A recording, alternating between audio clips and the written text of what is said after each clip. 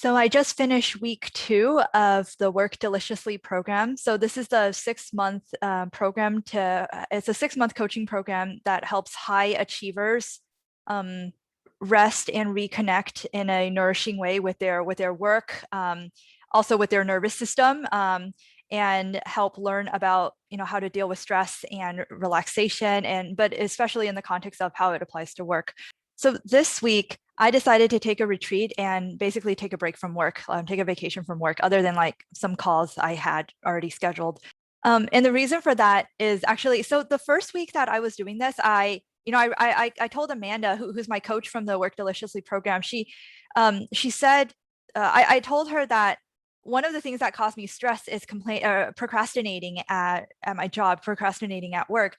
And she brought up something very interesting. She posed the question, what if that's actually just part of your creation process is, to procrastinate, right? Because some people, they need time to not work and then work. But we all have different processes. And so I was like, oh, that's interesting. So I can try to lean into it. And then kind of throughout the week, I was trying to like figure out, like, whenever I felt that resistance, which was like all of that first week, I was like, okay, what's going on? Like, why don't you want to do anything? And like I wasn't really getting answers back. By the way, what I mean is, like, I would try to do like meditations and like yoga and things to basically relax my brain, and like breath work and all of that.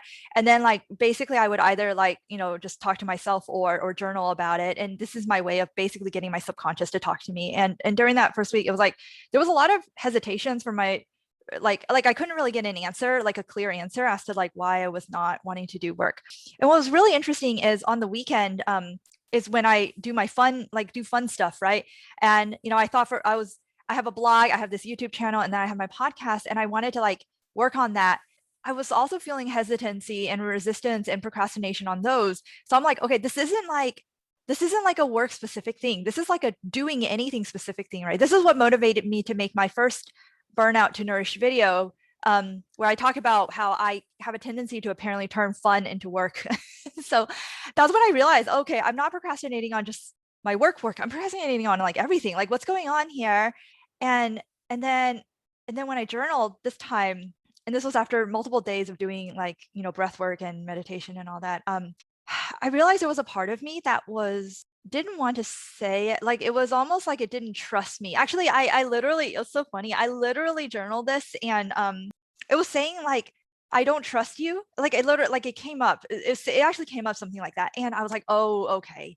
So then I changed my question. I was journaling this. I changed my question to, okay, if I promise not to judge you, what can you tell me what you need? If I promise not to judge you, will you tell me what you need? And that prefix opened up a whole can of worms. Like when I asked that, this voice came out, this very clear, like teenage, angry, moody teenage voice came out, and it was like, I want you to leave me alone. I want to just do nothing. And it's like slam the door kind of vibe is what I got. Rarely, like usually I feel some emotion when I like journal these things.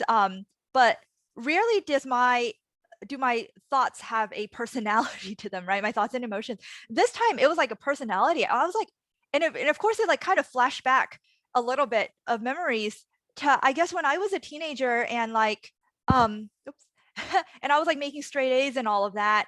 But my parents were like, and I wanted to play video games. And I remember like my parents were like, don't play video games, like, mainly because I was playing online games and meeting a bunch of strangers online. That wasn't a thing back then. So it was very scary for my parents. They were like, we don't want you to play video games. And I just felt so angry because I'm just like, I'm like doing so well in school. I'm doing all the, I'm playing violin, or, I'm doing all the things that, I thought, I thought this was the contract, I'm a good person, a good school person. And why don't I get something fun, I guess, and basically it was like that, I should get this.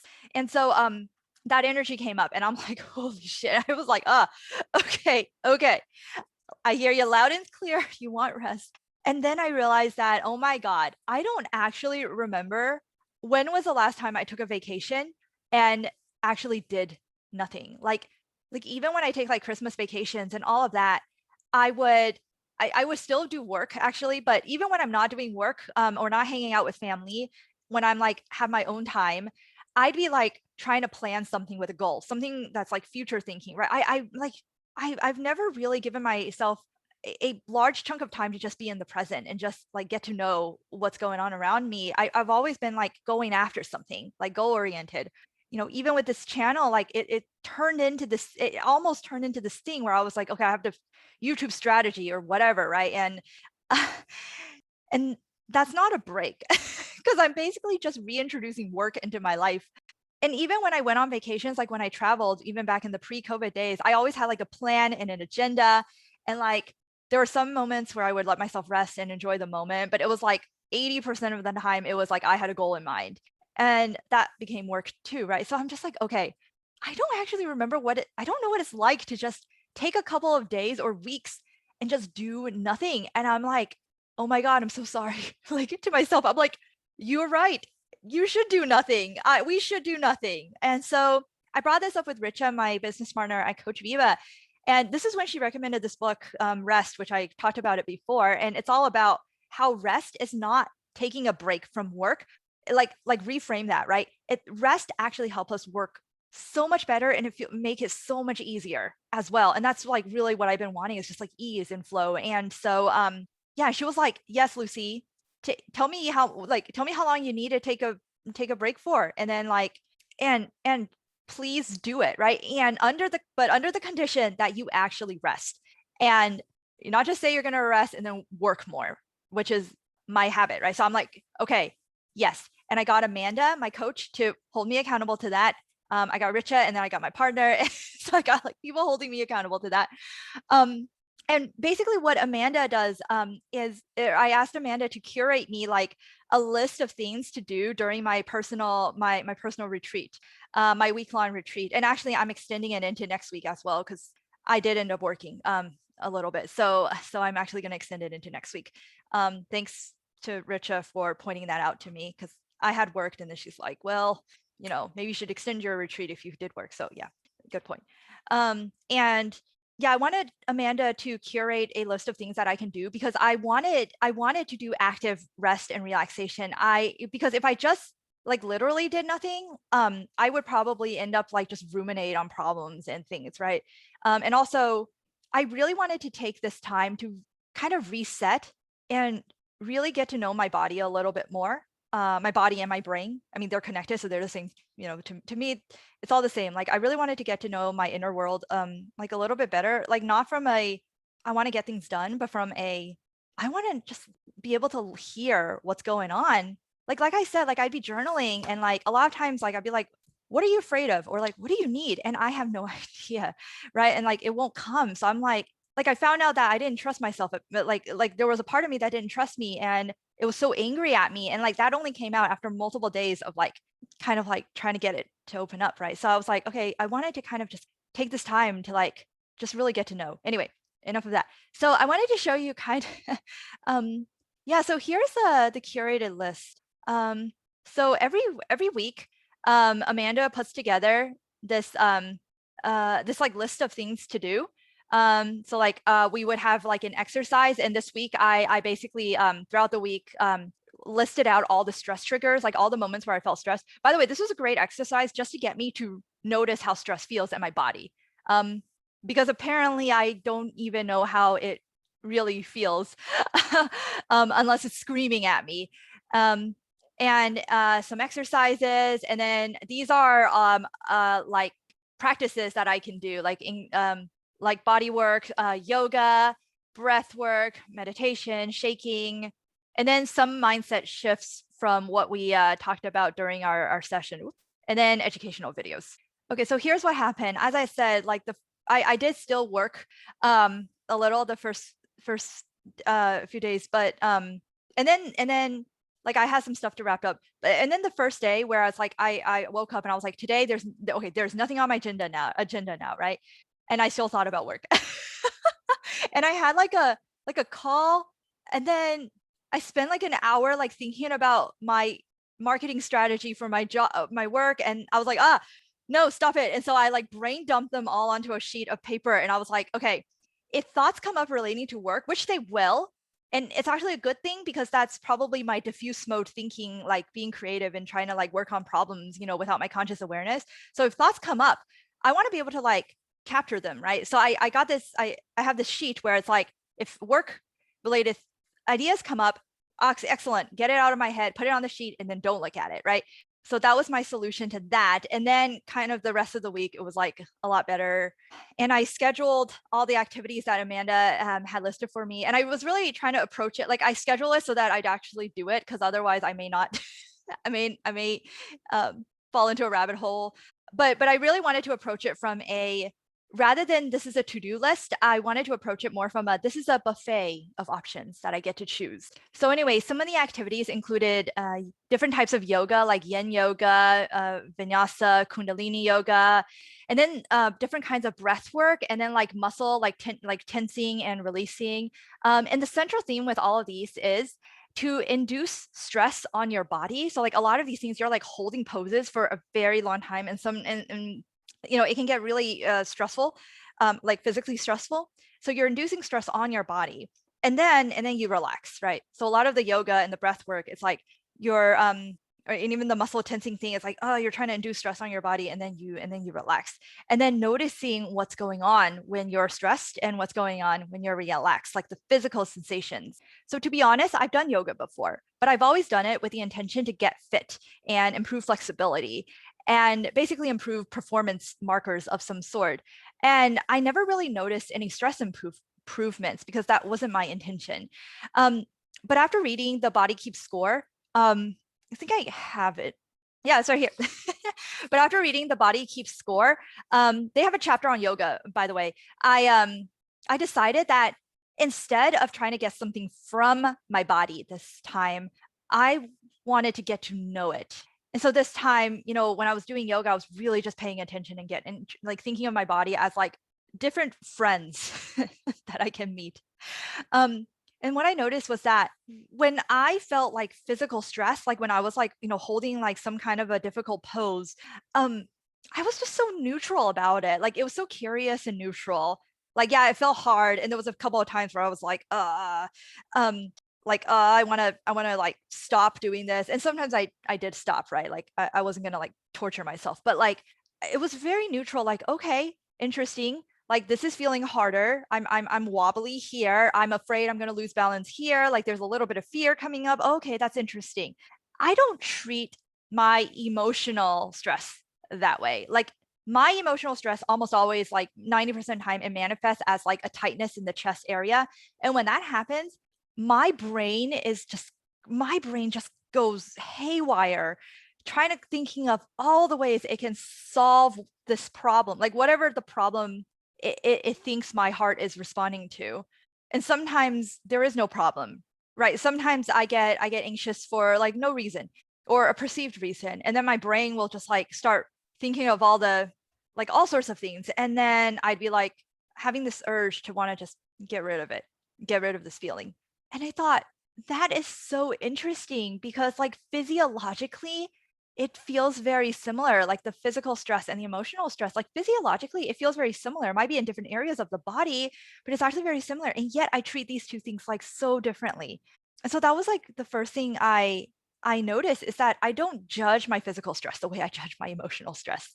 And then the second thing, over time, is that I've always been a journaling person.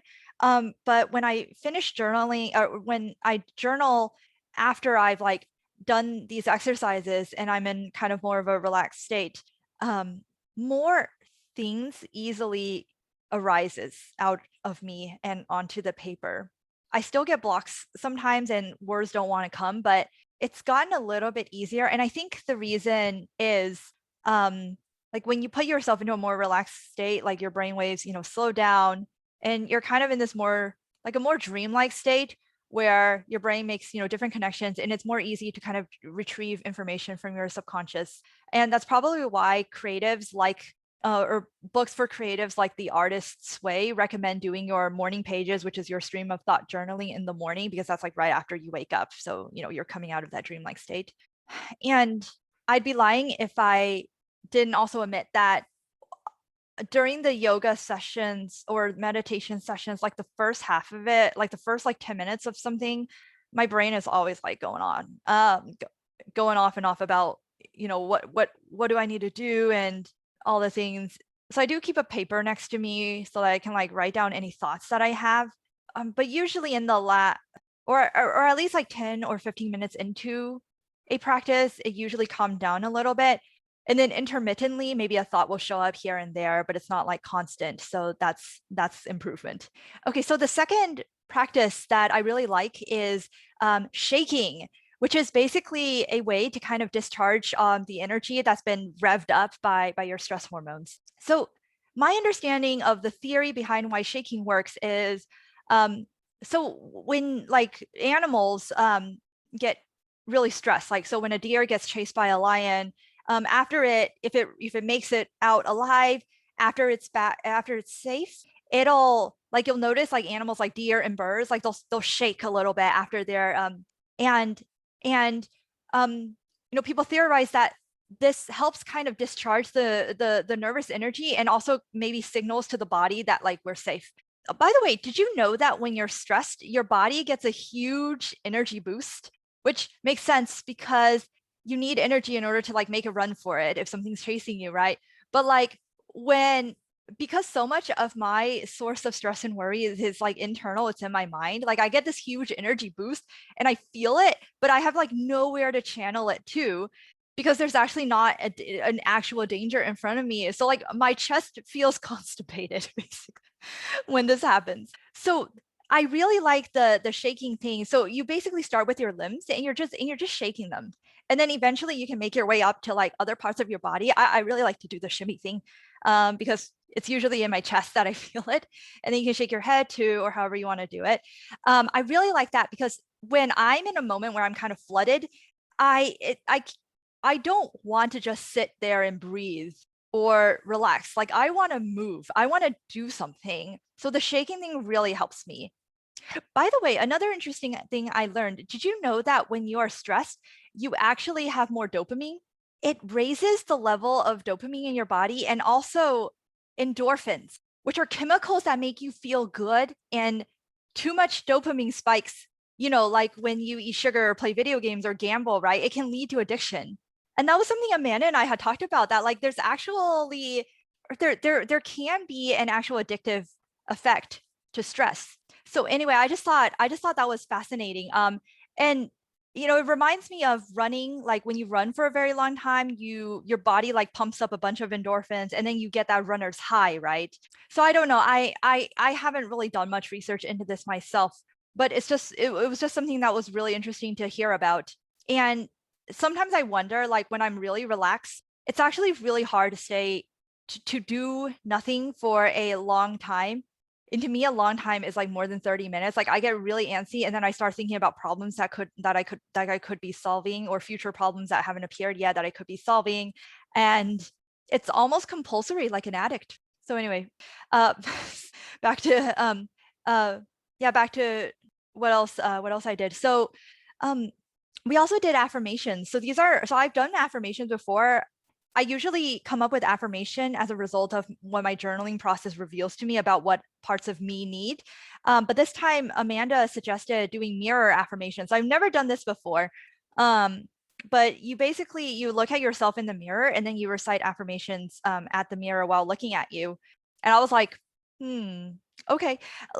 Like, I didn't know like if it would make that much of a difference looking at the mirror versus just like doing it without, but it was something really interesting that I wanted to give it a try. And so the assignment was, look at yourself in the mirror and say these affirmations, but then whenever you catch a glimpse of yourself, like in a window or something, say these affirmations again and notice what you see, your reflection and how you feel. And I was like, oh, that's interesting. I've never done that before. I'm curious what I'm going to see. So the affirmations that she suggested for me are, I love you, I approve of you, I trust you. And I believe the reasons for these particular ones is during the first week, after reading about trauma and then doing a yoga nidra, I had two memories flood back to me around bullying and abuse. One when I was a very, very young child. and then one more around the teenage years. And the memories. So this is something that I processed a while ago, which is that, you know, when I was little, I my earliest memories was being bullied, and I felt like the reality might be different, but just from my personal recollections, I remember just 80% of school and being around my peers just being bullied, me being bullied. Maybe up until like third grade, second or third grade, I don't know. But even then, I was still bullied like all throughout like junior high. And I remembered thinking that like I didn't understand why people bullied me. To this day, I still don't know for sure what the reason is. Um, and as a kid, you know, especially as like a very young child, I just felt so helpless because like if I don't know why people have it out for me, like I can't change anything. And for whatever reason, I didn't tell adults about this. I don't know why. But then when I was in elementary school, I started making like really good grades. And then all the adults were paying attention to me and telling me how smart I was and giving me attention and praise. And what I decided to assign as love. And I think there was a subconscious process happening here where I adopted the belief that, well, if my peers won't like me, then I'll just get it from adults. And the only way, the reliable way I know how to get it from adults is to achieve and do really well in school in particular. And so, I mean, eventually I did make friends. Like from third grade onwards, I did have friends. So the bullying like minimized a lot, but the problem with thinking that achieving more will earn love from people ends up kind of creating this constant feeling of not enoughness and feeling like I don't belong anywhere unless I work hard. So it was like constantly like filling a leaky bucket that was always dripping, right? Like, yes, I make an A, but like I need to keep making A's or keep getting promotions, or whatever that turns out to be. So anyway, I was doing these affirmations, and so the first one was I love you, and that made me smile, but it didn't really have much of an effect. I'm like, yep, that's nice. And then I did I approve of you, and I did these affirmations when I was both in moments of stress and when I was like in moments of rest, right? And I found that when I was in moments of stress, when I said I approve of you, like there was like this sense of like opening, a little bit of opening in my chest area. And I was like, oh, thank you. Like I really needed to hear that. Like that was the feeling I got. And then in moments of rest, it was more like yes, I agree. I also approve of you, kind of like giddy vibe.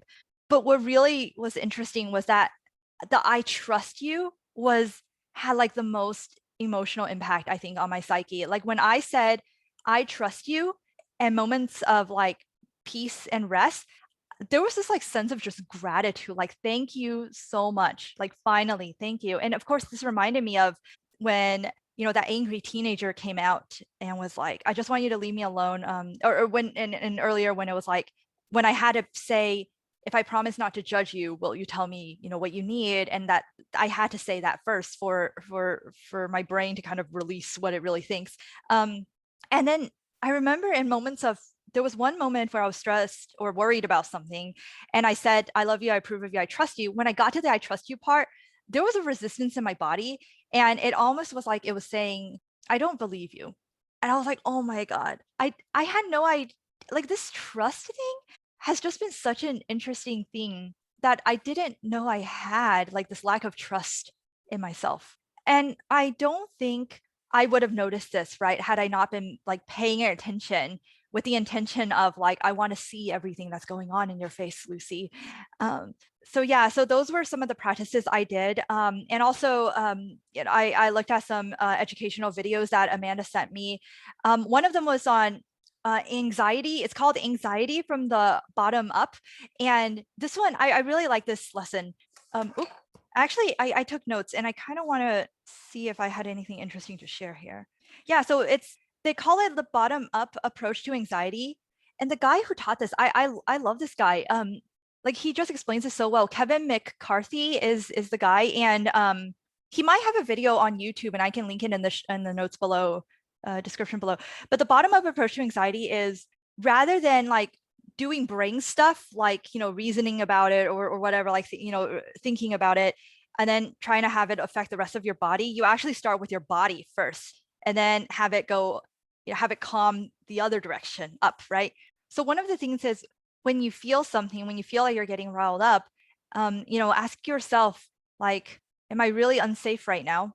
Right. And then just kind of look around and then figure out, figure out, is there a way to make yourself comfortable? So this is, I think, the bottom up approach part of it, where you kind of have like an SOS emergency toolkit where you can make yourself feel comfortable. So for instance, I have this blanket that makes me feel very safe. So like, even when you're stressed out about something and logically, you're not in any danger, right? Like your nervous system doesn't really know the difference, right? And so if you have something around you that make you feel really comfortable, you can do that to kind of calm yourself down. So I have the blanket. I also have a warm drinks, always calm me down. So I have like a thermos and some candles. This one's actually from my friend Angie. Thank you. And the idea is to help your anxiety feel safe rather than trying to like get rid of it, like push it out or smother it. And I like what he said about we're trying to change the baseline of your anxiety, not trying to make it go away, because it's an evolved protection mechanism. You can't make it go away. And one of the things he said that I loved is if you make your trauma feel safe, that's what leads to healing it, because now you're actually in a position to process it. The other thing I learned that I've always secretly suspected, but it's nice to have it validated, is that trauma happens to everybody.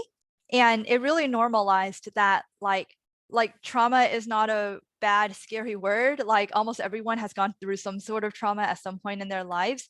If you go through it as an adult, it's more easy. Like everybody's gone through trauma at some point in their lives. It's just the ones that you process, like, is one and done, it's over with, it's in the past. But like if you don't process it in the moment, then that's what gets stored and keep being brought up, right, into your awareness. And usually as an adult, you process things more better. And so that's why most traumas that got stuck in the body tends to happen when we're younger. Everybody experiences it, right? It's just like, well, of course, when you're younger, if you experience trauma, you're not going to process it as well as an adult. So there's like nothing wrong with you. And so I'm like, so now I kind of use the word trauma like without like fear, I guess, of the word. And so throughout the week, I also journal my feelings and findings and learnings.